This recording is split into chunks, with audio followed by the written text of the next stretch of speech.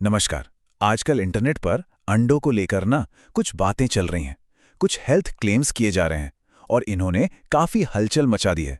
तो आज हम इसी में थोड़ा और अंदर जाएंगे और समझने की कोशिश करेंगे कि इसमें तथ्य क्या है और डर कितना है।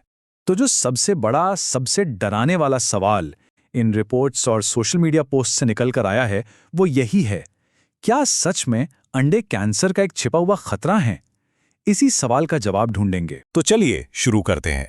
सबसे पहले ये समझते हैं कि ये दावे आखिर हैं क्या। मतलब कौन सी बात है जिसने लोगों में इतनी चिंता पैदा कर दी है। तो हुआ ये कि सोशल मीडिया पर कुछ पोस्ट्स वायरल होने लगीं और इनमें सीधे सीधे ये आरोप लगाया गया कि इंडिया में जो अंडे बिक रहे हैं उनमें कैंसर पैदा करने वाले यानी कि कार्सिनोजेनिक सब्सटेंस मौजूद हैं। अब जब बात इतनी बड़ी हो तो जाहिर है अथॉरिटीज को तो सामने आना ही था। तो देखते हैं कि भारत की जो फूड सेफ्टी अथॉरिटी है FSSAI, उनका इस पर क्या कहना है, उनकी क्या प्रतिक्रिया है। FSSAI ने इस पर बिल्कुल साफ साफ और सीधे शब्दों में अपना स्टैंड बताया है। उनके हिसाब से ये दावे पहली बात भ्रामक हैं, दूसरी इनका कोई साइंटिफिक आधार नहीं है और तीसरी बात ये बस लोगों में फालतू का डर पैदा कर रहे हैं। तो चलिए अब थोड़ा और टेक्निकल होते हैं। आखिर ये पूरा विवाद जिस एक चीज के इर्द गिर्द घूम रहा है वो है क्या, जरा उसे समझते हैं।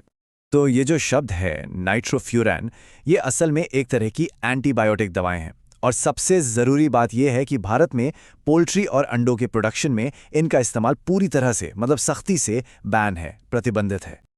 और देखिए, ये कोई नया बैन नहीं है। Food safety and standards regulations 2011 के तहत ही से बैन कर दिया गया था। मतलब 10 साल से भी ज़्यादा हो गए इस बैन को लगे हुए। अच्छा, तो अब हम उस पॉइंट पर आते हैं जहां से ये सारा कंफ्यूजन, ये सारा भ्रम पैदा हुआ, और वो है कुछ नंबरों को समझना। तो अब सवाल ये उठता है, और ये बहुत ही लॉजिकल सवाल है, कि भाई अगर ये चीज़ बैन है तो फिर इसके लिए कोई लिमिट क्यों सेट की गई है? मतलब बैन है तो 0 होना चाहिए ना, है ना? तो रिपोर्ट्स में जिस नंबर की बात हो रही थी वो ये है 1.0 माइक्रोग्राम प्रति किलोग्राम। इसी नंबर ने सारा कंफ्यूजन खड़ा किया। तो आखिर ये नंबर है क्या? इसे कहते हैं EMRL, मतलब एक्सट्रेनियस मैक्सिमम रेसिड्यू लिमिट। अब देखिए, ये कोई हेल्थ रिस्क की लिमिट नहीं है, ये सिर्फ एनफोर्समेंट के लिए सेट की गई है। मतलब ये वो सबसे कम लेवल है जिसे आज की मॉडर्न लैब्स भरोसे के साथ डिटेक्ट कर सकती हैं, पता लगा सकती। और ये जो फर्क है ना, इसे समझना बहुत जरूरी है। एक होती है डिटेक्शन लिमिट, मतलब हमारे सबसे अच्छे टूल्स कितनी छोटी मात्रा को पकड़ सकते हैं, और दूसरी होती है हेल्थ रिस्क लिमिट, मतलब वो लेवल जिसके ऊपर खतरा शुरू होता है। तो ये जो EMRL है, ये एक डिटेक्शन लिमिट है, कोई हेल्थ रिस्क लिमिट नहीं। तो यहां पर सबसे जरूरी बात जो समझने की है वो FSSAI ने साफ कर दी है। उनका कहना है कि अगर इस EMRL लिमिट से कम मात्रा में कुछ मिलता भी है तो इसे फूड सेफ्टी का उल्लंघन नहीं माना जाएगा।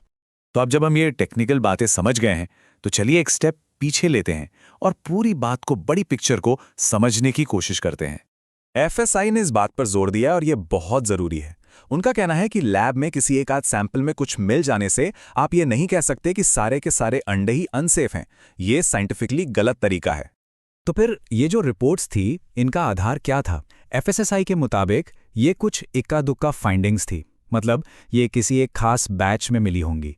हो सकता है कि ये किसी गलती से हुए कंटैमिनेशन यानी संदूषण का नतीजा हो। और सबसे बड़ी बात, ये फाइंडिंग्स पूरे देश की अंडा सप्लाई को रिप्रेजेंट नहीं करती। और आखिर में ये जानना भी बहुत जरूरी है कि आज तक दुनिया की किसी भी बड़ी नेशनल या इंटरनेशनल हेल्थ अथॉरिटी ने ये नहीं कहा है कि नॉर्मल अंडे खाने से कैंसर का खतरा बढ़ता है।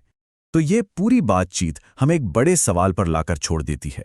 आज के इस इंफॉर्मेशन के दौर में जहां हर तरफ से वायरल दावे आ रहे हैं, वहां हम ऑफिशियल गाइडेंस और इन वायरल क्लेम्स के बीच कैसे बैलेंस बनाएं?